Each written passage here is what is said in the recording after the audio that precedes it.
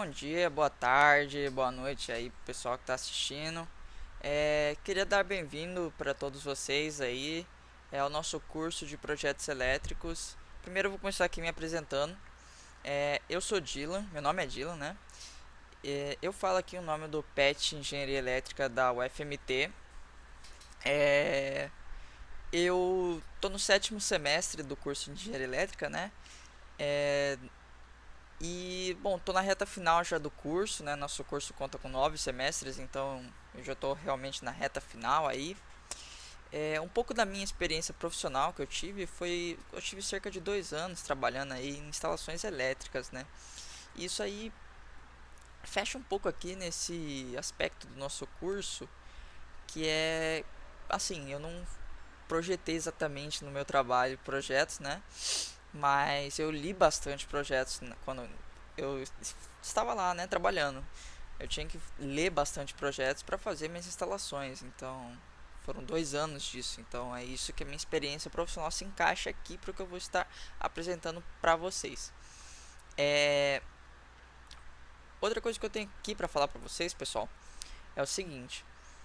Pro pessoal aí que ainda não conhece o PET e tudo mais, a gente é um grupo de 12 pessoas, mais o nosso professor tutor. E a gente realiza atividades que nem esse curso que a gente está dando aqui para vocês hoje. Atualmente, por conta desse distanciamento social, né, isolamento social, a gente está oferecendo mais um outro curso de ensino à distância. Caso você esteja se interessando, sugiro que vocês deem uma pesquisada, né, sobre, mas é o curso de Excel, tá? Caso vocês estejam interessados. E se você, quem estiver interessado em outras atividades que o PET faz, tá? Dá uma olhada no nosso site. Se vocês olharem no nosso site, vocês vão ver tudo que o nosso PET faz e fez. A gente registra tudo lá. É bem bacana. Eu sugiro vocês darem uma olhada caso vocês se interessem por nossas atividades, ok? Pesquisa lá no Google rapidinho. PET Elétrica UFMT, vocês vão achar lá, é o primeiro link. E é isso aí. Bom, então bora lá pro nosso curso. É... Bom, de objetivos, galera, a gente tem como objetivo geral o quê? A gente tem como objetivo geral promover o embasamento teórico e prático necessário ao convívio seguro de pessoas com eletricidade, ressaltando sua importância e seus usos mais frequentes. Ou seja, a gente vai explicar para vocês como funciona os conceitos básicos de eletricidade, né? Os conceitos básicos que envolvem projetos elétricos e tudo, para vocês terem as noções gerais das coisas que envolvem fazer um projeto, para que vocês não fiquem só naquela parte de prática, prática, prática, né? Porque é sempre bom a gente ter a teoria, né, do porquê das coisas, o porquê que é assim, porquê que a gente está fazendo isso.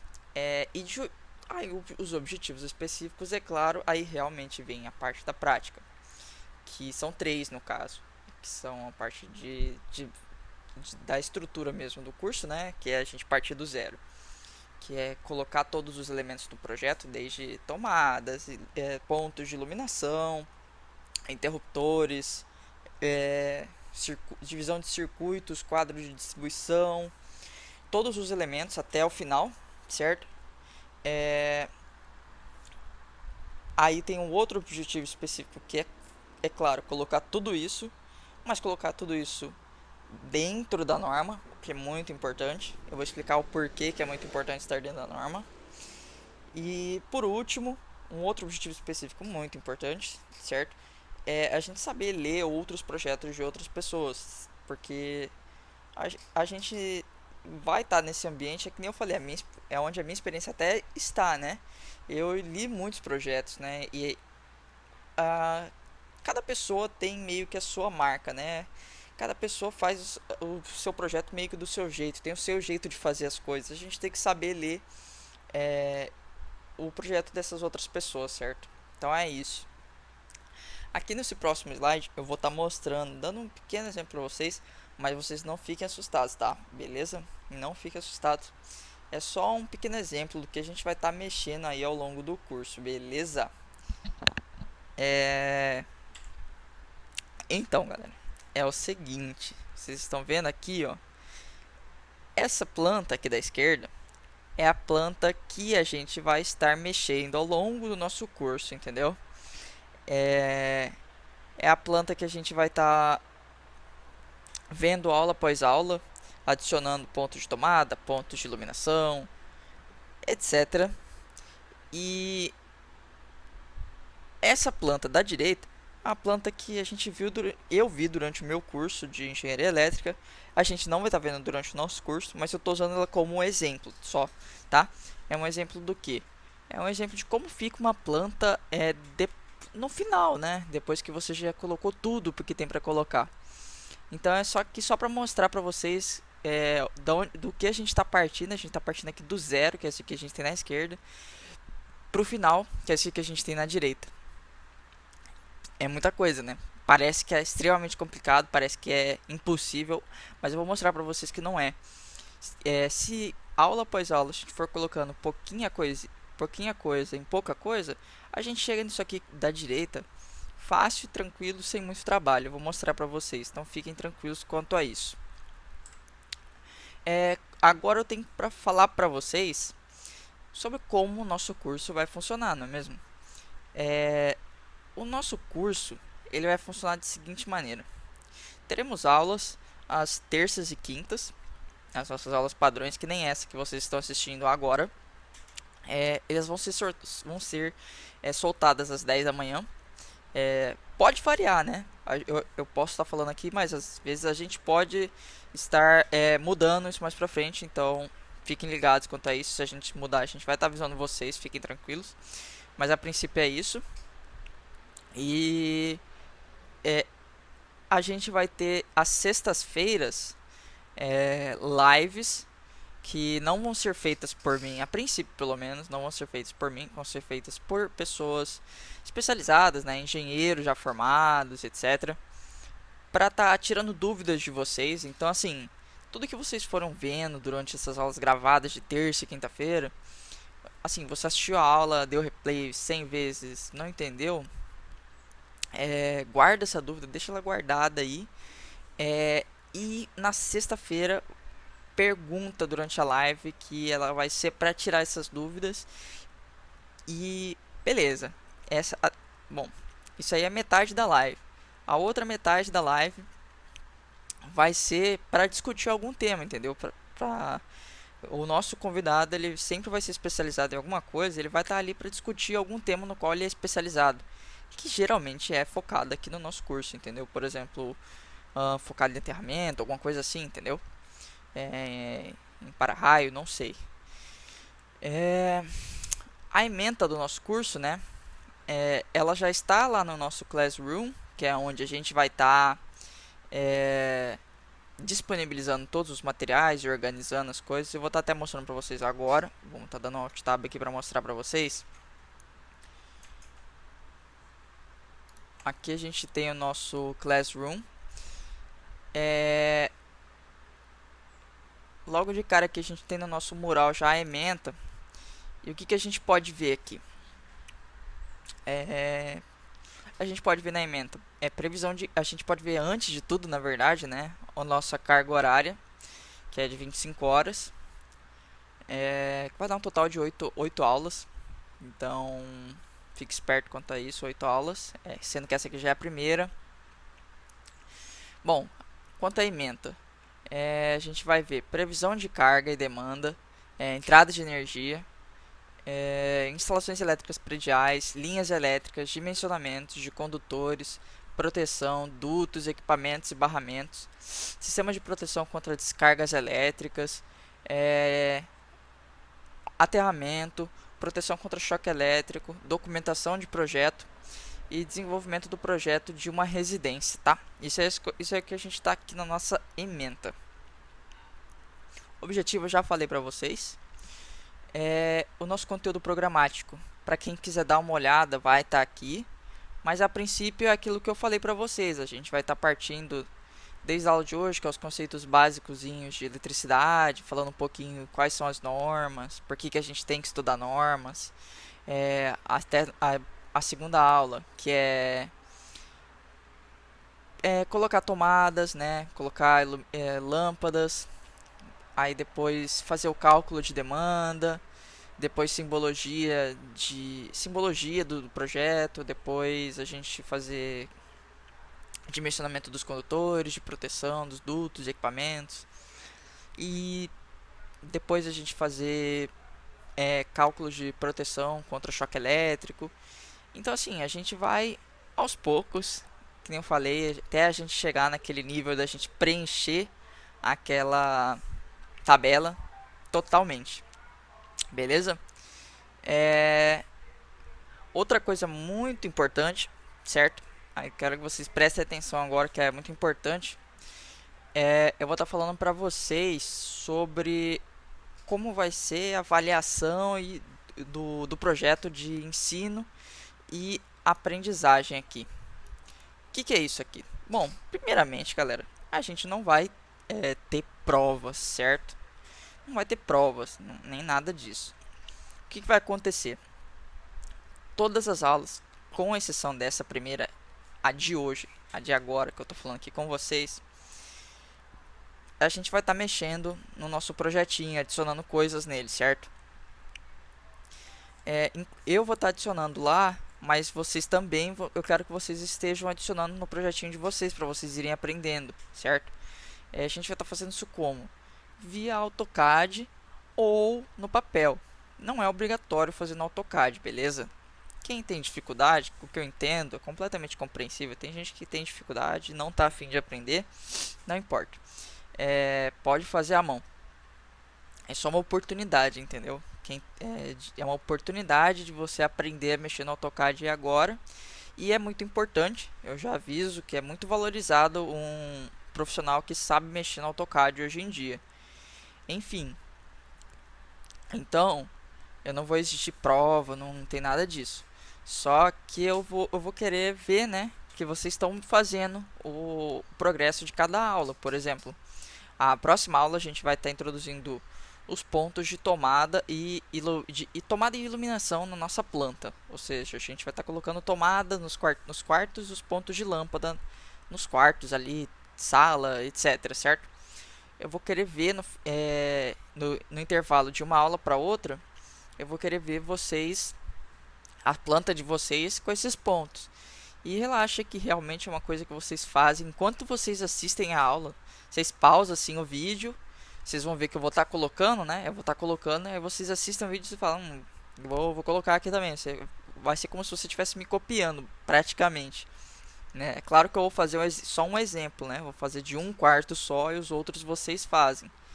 Só que é que nem vocês olharam na nossa planta, ó, vamos até voltar nela aqui. Se vocês voltarem aqui na nossa planta, ela é pequena, certo? Digamos que na próxima aula eu vou fazer desse quarto aqui como exemplo.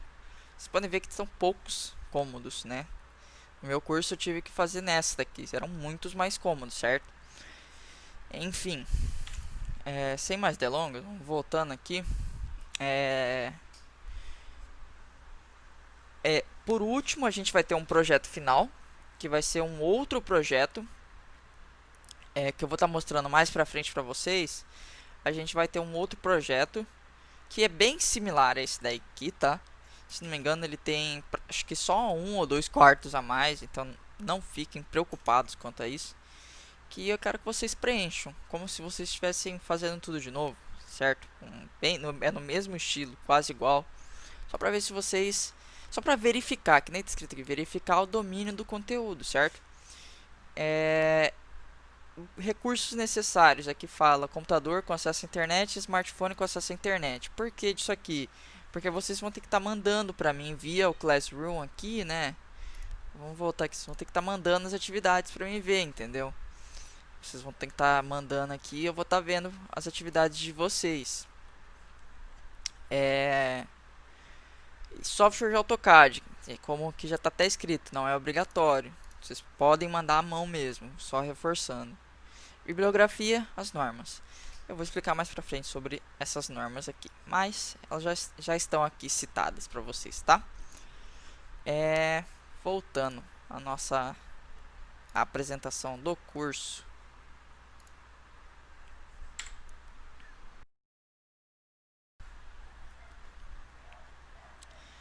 Bom, galera, agora a gente vai mudar um pouco o foco, né?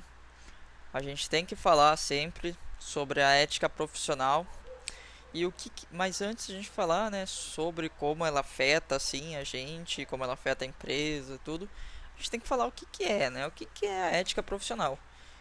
A ética profissional, ela é um conjunto de valores e normas definidos e que conduzem e conscientizam nossas atitudes e comportamentos de um profissional numa organização. Dessa forma, a ética profissional é de interesse e importância da empresa e também do profissional que busca o desenvolvimento de sua carreira. Beleza. O que é isso? A ética profissional é que nem falou, é um conjunto de valores e condutas que dizem que, digamos assim, elas vão definir que é um bom profissional e que não é, entendeu? Que vai diferenciar aquele cara que trabalha bem e que influencia positivamente os outros funcionários em volta dele. Entendeu? Então, assim, é aquele funcionário, é aquilo que diferencia. É as atitudes e os valores de um profissional que diferenciam ele dos demais no sentido que diferencia ele no sentido de que mostram o quanto que ele é uma pessoa positiva, o quanto ele trabalha com um sorriso no rosto, digamos assim, entendeu?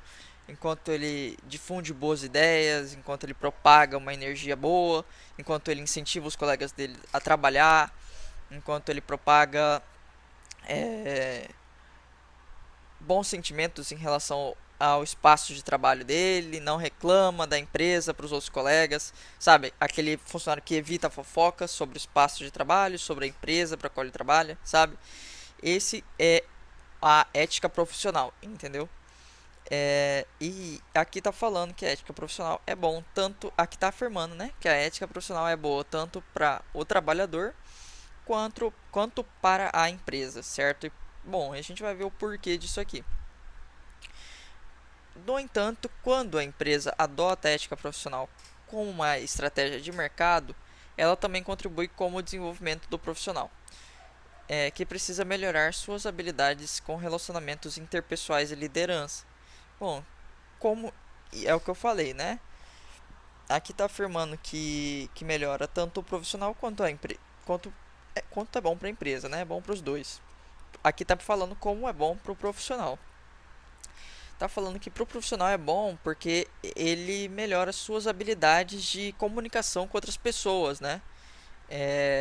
E de liderança. Então ele sabe como lidar com outras pessoas, né? Ele sabe como lidar com pessoas de diferentes tipos, porque convenhamos, cada pessoa é uma pessoa. Tem pessoas que são mais estressadas, pavio curto, tem pessoas que são mais pacientes, tem pessoas que são mais preguiçosas. E o cara que ele trabalha sempre tendo esse conceito de ética profissional em mente, ele consegue lidar com todos os tipos diferentes de pessoa com mais facilidade, pelo menos, né? E e também tem esse espírito de liderança, né? De saber puxar as atividades, saber identificar quem que é o cara que precisa ser organizado, digamos assim, né? O preguiçoso, né? Precisa estar em par com quem ele trabalha bem, com quem ele não trabalha bem. Enfim. Agora vamos olhar o lado da empresa. O lado da empresa é o seguinte: um profissional com qualidade, com habilidade de liderança e de relacionamento difunde valores éticos e preza pela harmonia no ambiente de trabalho e coloca em primeiro lugar o respeito às pessoas e o comprometimento com o trabalho. Que é aquilo que eu falei agora há pouco, né? Que um profissional que trabalha com a ética profissional em mente, ele difunde ideias positivas e boas sobre o ambiente, sobre sua empresa, assim, para todo mundo, né? Assim, digamos que você tem uma empresa, você não vai querer um cara que fica ali fofocando sobre sua empresa, falando mal da sua empresa, trabalhando para você, né? Entendeu? Você vai querer um cara que fica falando bem da sua empresa, você vai querer um cara dentro da sua empresa que fica falando o quanto que sua empresa é boa, o quanto que ela paga bem, o quanto que você gosta de trabalhar na empresa e tudo, e que fica incentivando os outros funcionários, entendeu? A fazerem um bom trabalho. Então é isso que é o conceito de ética profissional, beleza? Passando adiante, vem aquela questão das normas, né? Aquilo que eu falei bastante, e isso aqui é uma parte que a gente tem que conversar e deixar bem claro para vocês que são as normas. As normas. Em primeiro lugar, galera, a gente tem duas coisas distintas que são as normas regulamentadoras e as normas brasileiras técnicas. Ambas são importantes, tá? Só que elas têm suas diferenças. Bom, o primeiro ponto que diferencia uma norma regulamentadora, a ANR, de uma norma brasileira, NBR, é a obrigatoriedade. As normas regulamentadoras, as NRs, elaboradas pelo Ministério do Trabalho e do Emprego, são voltadas para a segurança e medicina do trabalho. Elas são obrigatórias e, se elas forem descumpridas, elas podem gerar processos trabalhistas, penalidades, multas, embargos, interdição em caso de descumprimentos, né? E as NBRs, as normas brasileiras técnicas, fazem parte de um grupo de diretrizes elaboradas pela Associação Brasileira de Normas Técnicas, a ABNT. Elas não são obrigatórias, entretanto, obras construídas seguindo as NBRs, as normas brasileiras técnicas, ganham certificados de qualidade, né, que valorizam a obra. Então, assim, o que a gente tira disso que a gente acabou de ler aqui? O que a gente tira disso aqui é o seguinte: as NRs, as normas regulamentadoras, elas são obrigatórias e existem em todas as construções civis. E eu vou mostrar vários exemplos para vocês a seguir, assim como vou mostrar também das NBRs, então fiquem tranquilos. Mas assim, as NRs, elas são obrigatórias, são lei. Se você não cumprir, as NRs, você é processado e coisa muito pior pode acontecer, enfim. As NBRs, elas são orientações, certo? Então, elas são o rumo para o que você tem que seguir. Então, quando você vai numa construção, não é bem o que você pode fazer o que você quiser. Não é isso. Você tem como se fossem umas orientações do que você tem que fazer. Você não é obrigado, mas você tem umas orientações. E, querendo ou não, é muito importante você seguir essas orientações, porque se você não segue, você fica queimado, né? Quando você vai comprar casa, tem tudo isso daí, entendeu? Que eu falei de certificado, li essa parte de certificado de qualidade. Quando você vai comprar casa e tudo, vai ter lá que tal residência, tudo, ela tá seguindo as normas brasileiras, entendeu? As normas técnicas. E eu vou ainda mais para frente do curso dar vários exemplos de vários serviços de instalações elétricas que eu fui arrumar, basicamente arrumar de lugares que estavam totalmente fora da norma e basicamente o motivo de estar dando problema é porque estava fora da norma. Imagina você chegar num lugar para trocar uma tomada e quando você vai trocar uma tomada, né? É tudo bonitinho. Se você seguir a norma, você tem um fio vermelho para fase, você tem um fio azul para neutro, tudo bonitinho, ok. Mas eu já cheguei em lugares onde usava fio tudo da mesma cor. Você não é obrigado a usar fio vermelho, fio azul, mas te ajuda muito na hora de uma construção, certo? Enfim, é um grupo. Então as NBS, elas são uma orientação, e essa orientação elas dão um certificado de qualidade. Só para realmente concluir, imagina que vocês vão comprar uma coisa, vocês sempre vão querer comprar algo que vocês sabem que tem um certificado de qualidade. enfim, e aqui, né, no caso das instalações elétricas é estar seguindo a norma técnica, a NBR, as NBRs, né? Bom, aqui os exemplos de NRs que eu falei para vocês que eu ia mostrar, tem vários aqui, que nem eu falei para vocês que eu ia mostrar vários. Essa NR6 é muito importante, que determina o uso dos equipamentos de proteção individual, os EPIs, com certeza já ouviram falar, que obrigatoriamente devem ser fornecidos aos trabalhadores para que sua saúde seja preservada e acidentes de trabalho sejam evitados. O que é isso?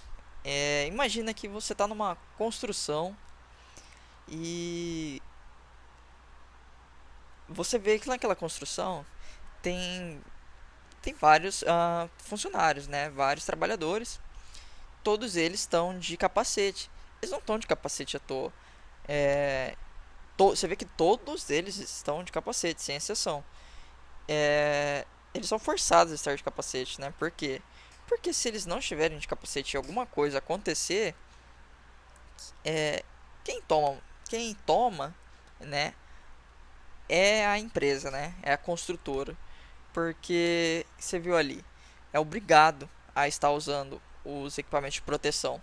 Se não, se você está descumprindo uma dessas normas regulamentadoras, você é processado e coisa muito pior acontece, que nem eu falei, né? Então, se você está descumprindo, né? Se um funcionário seu não está usando um capacete e cai alguma coisa na cabeça dele, já era para a empresa, né? Então, eles são forçados a usar. Então, esse é um dos exemplos. Tem norma regulamentadora para programa de prevenção de risco ambiental, né? Tem para requisitos de implantação de sistemas preventivos em instalações elétricas. NR10 é muito importante, a gente vai estar vendo bastante durante o curso, né? Que é implementação de sistemas preventivos em instalações elétricas ou em serviços com eletricidades, em todas as fases do projeto de construção. Ok, a gente vai ver muito dela mais pra frente, então fiquem espertos com esse nome, NR10. NR12 define protocolos e medidas de proteção para trabalhadores que lidam com máquinas e equipamentos, desde sua operação até manutenção. NR15 especifica quais condições são consideradas insalubres de acordo com a legislação trabalhista. Então, assim, são situações onde protegem basicamente o trabalhador no ambiente de trabalho dele, né? Então, são leis, basicamente, são normas, ao mesmo tempo leis, que vão falar o lugar que o cara pode trabalhar ou que ele não pode trabalhar, né? Agora vamos falar um pouquinho das NBRs, né? A gente tem aqui as normas brasileiras técnicas. A principal, que a gente vai ver muito aqui, vocês vão enjoar dela, a NBR 5410, que ela é basicamente o conjunto de todas as orientações de instalações elétricas em baixa tensão. A gente vai seguir ela para quase tudo aqui durante o nosso curso, então a gente vai enjoar de ver ela. Guarda esse nome também, NBR 5410. Tem a NBR ISO de 8995-1 de 2013, que é a iluminação de ambientes de trabalho, que vai falar mais ou menos como que a gente tem que usar pontos de iluminação em ambiente de trabalho. Tem a NBR 5419 de 2015, que vai falar de proteção de estrutura contra descargas atmosféricas. Essa vocês estão vendo que é um pouco mais recente, mas fala sobre descargas atmosféricas, né? A 5444, que é de símbolos gráficos para instalações elétricas. Todos aqueles símbolos que vocês viram naquela planta já finalizada que eu mostrei, que eu falei para vocês que eu vi no curso, todos aqueles símbolos eles são padronizados por essa norma 5444. Além dessas normas das NBRs, tem as normas das concessionárias locais. A gente aqui de Mato Grosso, a gente tem as NDUs. A gente tem as NDUs 01, a 02 e a 03. Principalmente a 01 e a 03 a gente vai usar no nosso curso, que são para cálculo de demanda. A gente vai ver bastante cálculo de demanda. A gente vai ver a 01 e a 03, que é para fornecimento de energia elétrica. 01, fornecimento de energia elétrica em tensão secundária, edificações individuais ou agrupadas em até 3 unidades consumidoras. A gente tem a 02, que é fornecimento de energia elétrica em tensão primária, não é muito nosso caso, mas coloquei ela aí. E a gente tem a NDU03, que é para fornecimento de energia elétrica a agrupamentos ou edificações de uso coletivo, acima de 3 unidades consumidoras. Então tá aí, essas são as NRs e NBRs que a gente vai estar vendo aí ao longo do nosso curso. Elas estão aqui nesses slides para consulta. Quer dizer, nos nossos slides tem só para vocês darem uma olhadinha, mas eu vou colocar a norma completa para vocês no Classroom, certo? Caso alguém tenha curiosidade só de saber onde que se encontram essas normas, as NBRs você encontra no site da BNT mesmo, e as NDUs vocês vão encontrar no site das concessionárias locais. No nosso caso, se vocês vão achar no site da Energisa. Se vocês forem no site da Energisa, vocês vão achar as NDU 01, 02 e 03 lá. Então é lá que vocês acham, mas eu vou deixar para vocês arrumadinho lá no nosso Classroom. Então fiquem tranquilos quanto a isso também, tá? Beleza? É isso por enquanto. Bom, galera, agora partindo para um outro ponto que eu falei para vocês que eu ia entrar ainda nessa aula, né?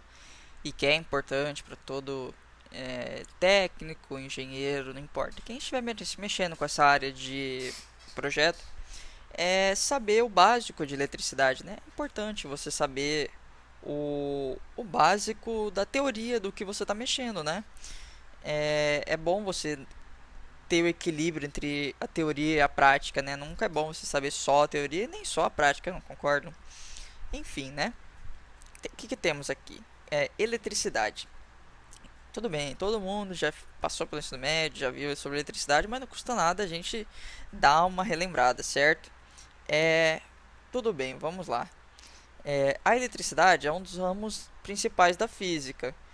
Ramo responsável pelo estudo de qualquer fenômeno que ocorre por causa de cargas elétricas, seja ela em repouso ou em movimento.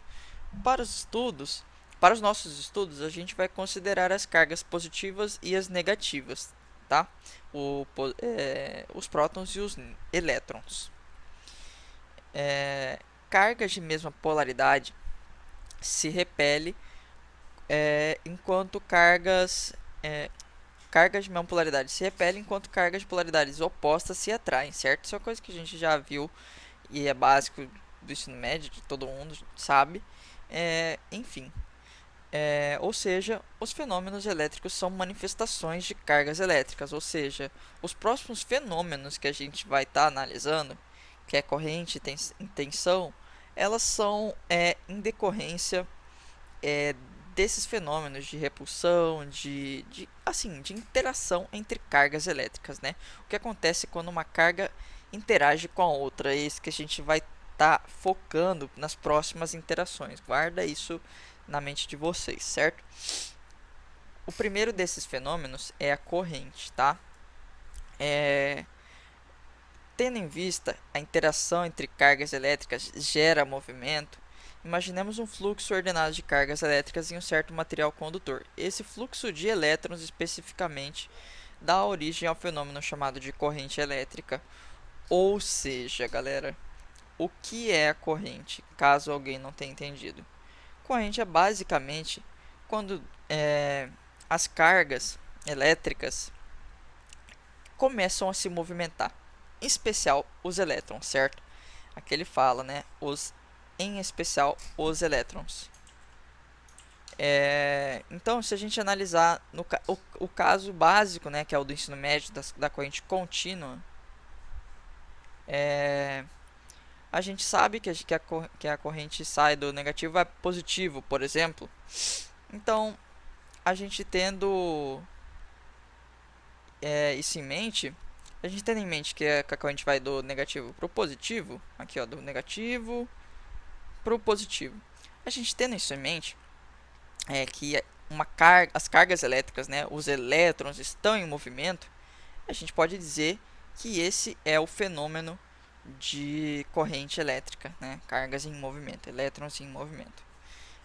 Continuando, a gente tem dois tipos de corrente. A corrente contínua, que é o que a gente estudou no ensino médio, que ela é encontrada em circuitos alimentados principalmente por baterias e pilhas, que a gente não vai estar vendo no nosso curso, não é o foco do curso, e nem muito de engenharia elétrica, é muito mais para eletrônica, a corrente contínua, certo? Mas é o caso que a gente analisou no ensino médio, que a gente geralmente vê por esse símbolozinho aqui a fonte. E a gente tem o caso da corrente alternada, galera. A gente não vê ela no ensino médio, tá? Pelo menos poucas pessoas veem. O pessoal vê mais ela no IF às vezes. Enfim, a corrente alternada ela é encontrada em circuitos alimentados por transformadores e geradores, que é o nosso caso, né? Nossa casa ela é alimentada pelo transformador do poste, não é verdade? O circuito de uma corrente alternada é esse aqui da direita. E o que ele é de diferente, né? O circuito da corrente contínua, ela só vai para uma direção, né? Digamos que ela sai do negativo e ela vai para o positivo. O alternado, ele vai para os dois, não ao mesmo tempo. Ele faz isso em ciclos, né? Que a gente fala, né? Em 60 Hz, ou seja, ele varia em 60 vezes em um segundo. Que isso aí não é nada mais, nada menos que ele vai, por exemplo, do negativo para o positivo aí logo em seguida ele muda, ele inverte os polos, ele inverte, né, os polos e vai do positivo para o negativo. E depois ele varia de novo e de novo e de novo e de novo e de novo e de novo e de novo 60 vezes em um segundo, certo? Isso é a corrente alternada. A gente, bom, agora a gente tem o outro fenômeno causado por interações de partículas elétricas, de cargas elétricas, né? Que é a tensão, tensão elétrica, certo? Se dois corpos, todo corpo elétrico, né, ele tem um potencial. Se dois corpos com potenciais diferentes foram colocados próximos um do outro, a diferença de potencial entre eles fará aparecer uma força denominada força eletromotriz. A medida da intensidade dessa força é a tensão elétrica. Força é essa medida em volts. Então, basicamente, tem até a fotinha aqui mostrando para vocês de uma forma descontraída, que é o seguinte: se você coloca duas cargas muito próximas das outras, duas com um potencial diferente, elas vão gerar uma força, certo? E se vocês colocarem isso num circuito fechado, elas vão gerar uma corrente. Então vocês veem que está tudo interligado e é tudo questão de interação de cargas elétricas, certo? Enfim, agora a gente vai analisar o caso de potência, um caso de corrente alternada. Pois em corrente alternada, potência é um pouquinho diferente. Pois em corrente contínua, a gente só tinha uma potência, que era potência normal, né? Só tinha uma potência, que era a potência dada em watts. Aqui em corrente alternada, a gente tem três tipos de potência, né? A gente tem a potência aparente. Opa! A gente tem a potência aparente, a gente tem a potência ativa e a reativa, certo? Por que a gente tem três potências? Bom, o motivo da gente ter três potências é o seguinte: lá na concessionária, quando a energia é gerada, ela é gerada com a potência total, e essa potência é chamada de potência aparente. É a potência total gerada lá na nossa geração, lá na nossa hidrelétrica ou na nossa termoelétrica. A energia que é gerada lá é a potência aparente. Aí ela vem pela linha de transmissão, aí ali ela já começa a se perder. Ela começa a se perder em forma de potência reativa. A potência reativa ela é responsável pela geração e manutenção do campo magnético, possibilitando o funcionamento de motor, transformador e reator, entre outros equipamentos. Porque é o seguinte, galera, para a gente conseguir transmitir energia, né, em alta tensão e tudo, a gente faz isso através de transformadores, e os geradores também trabalham com o mesmo sistema, que é tudo baseado em campo magnético. E para a gente fazer o campo magnético desses dos transformadores, dos reatores, dos motores funcionar, tudo que envolve campo magnético, ele consome essa tal de potência reativa. Então, ela acaba bagunçando um pouco essa potência total ou potência aparente que tinha saído lá do começo. E o que sobra para a gente no final é a potência ativa, que é a energia que realmente será utilizada, associada à transformação em potência térmica, luminosa e mecânica, medida em watts.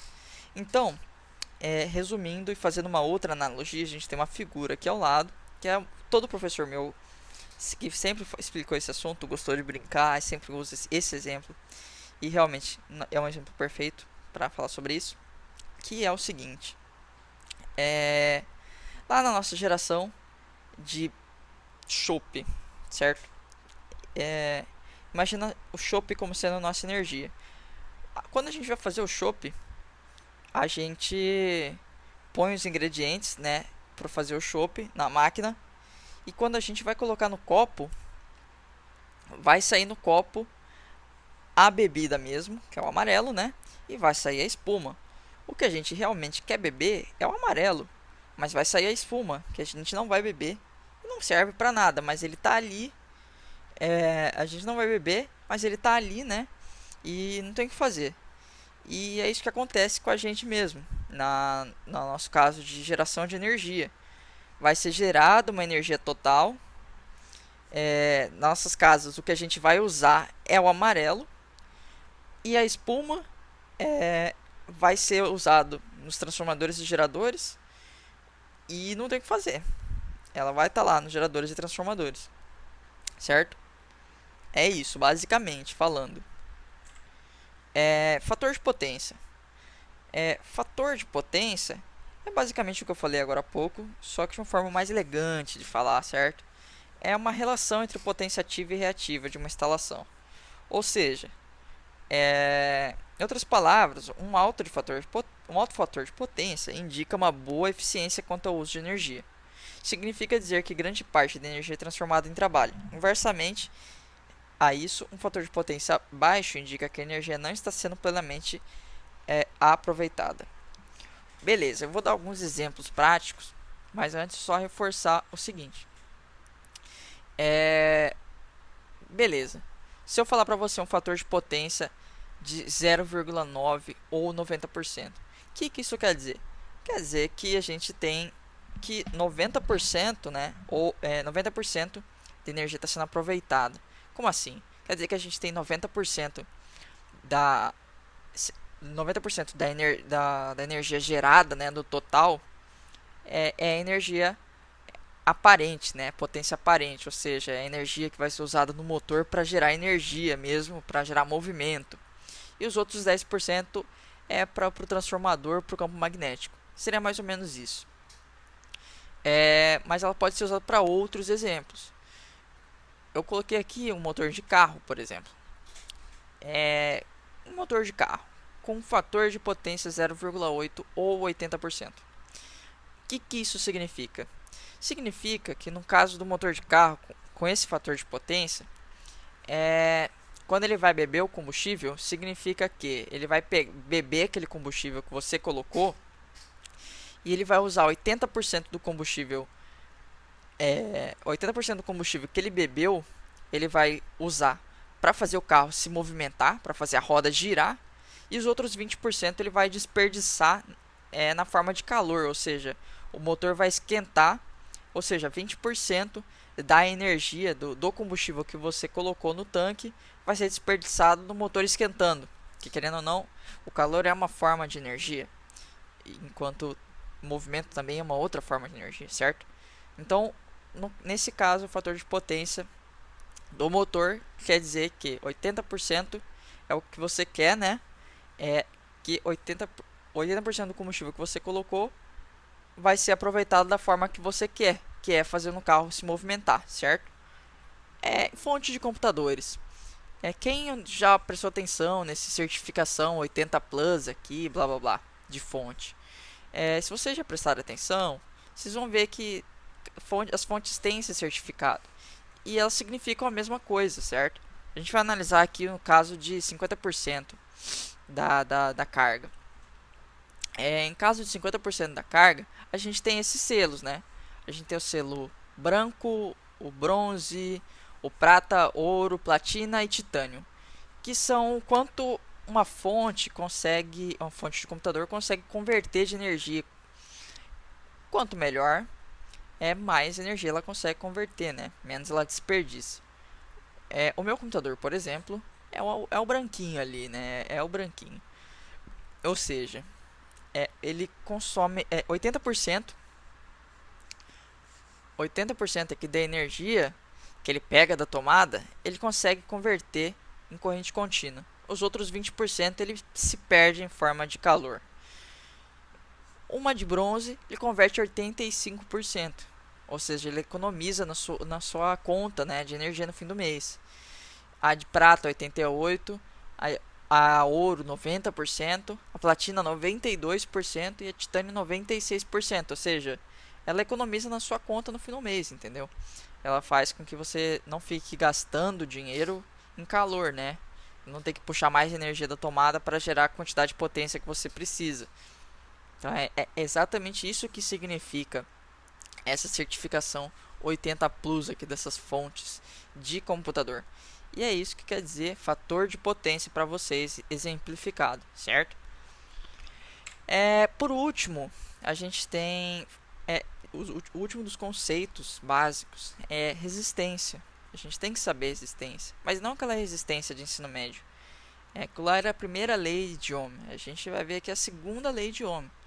A segunda lei de Ohm, ela serve para mostrar para a gente basicamente quais materiais prestam para conduzir corrente e quais não prestam. Mais ou menos isso. Em função também da largura do condutor e tudo. Então é basicamente algo muito aplicado aqui na nossa área, tá? Bom, a definição de resistência é simples. É a capacidade de um material de se opor à passagem de corrente elétrica. Aqui a gente tem a formuleta da segunda lei de Ohm, onde o R representa a resistência elétrica do condutor, que é a resistência que a gente vai buscar, né? O ρ representa a resistividade do material, é uma coisa tabelada, todo material já tem a sua própria, tá? Não é uma coisa que a gente calcula. L, que é o comprimento do fio. Quando a gente está trabalhando aqui com instalação elétrica residencial, né, a gente nunca vai ter um fio mais comprido aí do que 20 metros, né? Então, tenha isso em mente. Área de seção transversal do fio, medidas em metros quadrados, é basicamente a grossura do fio, né? E aqui ele diz, quanto maior a seção transversal do fio, né, quanto mais grosso o fio, menor a resistência do fio. Ok, então, eu sei que fica um pouco confuso ficar falando desse jeito, né? Então vamos colocar exemplificado para vocês, fica um pouco mais simples, né? Ok, eu dei um exemplo aqui para vocês, literalmente. Falei que estava tudo tabelado, né? Literalmente dei uma tabela aqui para vocês. Em uma instalação elétrica de baixa tensão, com condutor de comprimento 10 metros, lembra que eu falei que era até 20 metros? Então coloquei de 10 metros para facilitar. E o fio de 2,5, que é bem padrão, né? 2,5 de grossura do fio. Você como técnico precisa encontrar qual dos materiais abaixo tem resistência mais baixa dentre os fornecidos e depois responda qual é o mais apropriado para uma instalação em baixa tensão. Eu já fiz as continhas, é mais para vocês verem mesmo, né, sobre o que eu estou falando. Então vamos lá, a gente tem a prata, cobre, o alumínio e o quartzo fundido. Beleza, Dylan, beleza. O que você está querendo com isso aí? Eu estava falando mais cedo, galera, sobre resistência, né? Por que que a gente usa... Beleza, acho que não é novidade para ninguém que a gente usa fio de cobre dentro das nossas casas, certo? E digo mais, a gente usa fio de alumínio nesses fios de média tensão nos postes. Já deixo essas duas informações aí para vocês. Por quê, tá? Eu vou estar mostrando daqui a pouquinho para vocês por quê. Então, galera, é o seguinte. A gente quer encontrar um fio, um material, né? Que ele conduz corrente bem. Então, ele vai ter mais. Então, para a gente conduzir um fio, para um fio conduzir uma corrente bem, ele tem que ter uma resistência baixa, certo? A gente viu aqui no slide anterior, justamente aqui, que resistência é a capacidade de um material de se opor à passagem de corrente. Então, quanto maior é a resistência, pior para a gente, né? Então, a gente quer um material com a resistência baixa. Quanto mais baixo, melhor. Então, a gente faz aqui os cálculos para a gente ver qual que é o material com a resistência mais baixa. E é isso aí. A gente vai substituir aqui os valores, né? O L, que é o nosso comprimento, substituir aqui, né? A nossa seção nominal substituir aqui também. E fui substituindo o ρ com cada um dos valores da tabela. Bom, com isso eu encontrei para prata o valor da resistência da prata eu encontrei de 0,0064 ohms, ou seja, um valor muito baixo. Aquilo que a gente já tinha visto até em química mesmo. A prata é um ótimo condutor de eletricidade, né? O cobre está muito próximo, né, da prata. É um ótimo também condutor, certo? Muito próximo. O alumínio também é bom. Não é tão bom quanto os dois, mas é bom. E o quartzo é o oposto, né? O quartzo quase não... O quartzo não conduz. Vamos dizer assim, esse aqui é um 3 trilhões, sei lá. É um valor gigantescamente enorme. Isso aqui não conduz eletricidade, tá? É um valor praticamente infinito, não conduz eletricidade, certo? E o que a gente tira disso aqui? Né? Qual que é a pergunta aqui, galera? A gente tem que voltar aqui e fazer qual que é a pergunta. Qual dos materiais tem a resistência mais baixa dentre os fornecidos abaixo? O material com a resistência mais baixa é a prata, certo? Sem dúvidas, é a prata, mais baixa. Ele é o que, ou seja, ele é o que conduz melhor a eletricidade, né? Bom, a pergunta é: qual é o mais apropriado para uma instalação em baixa tensão? A prata é o mais apropriado? Então, a prata não é o mais apropriado, e sim o cobre, que nem eu já tinha falado. Que o cobre é o que a gente usa. E por que disso? É porque, como vocês podem ver, a diferença entre os dois é bem baixinha, certo? É muito baixinha a diferença entre os dois. Quase não tem diferença isso aqui na prática, certo? Na prática, isso aqui é muito... quase imperceptível a diferença. Mas, onde a gente pode ver a diferença é no preço. O preço do metro, né, da prata para fazer um fio é muito maior do que o preço do cobre, certo? O preço do cobre é bem barato em relação ao preço da prata, pelo amor de Deus. Então é por isso que a gente usa cobre, não prata, certo?